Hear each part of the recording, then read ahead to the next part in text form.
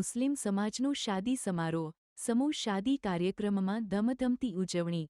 હવે નજર કરીએ ડાકોરના એક ખાસ સમારોહ પર, જ્યાં મુસ્લિમ સમાજ દ્વારા એક ભવ્ય સમૂહ શાદી કાર્યક્રમનું આયોજન કરવામાં આવ્યું।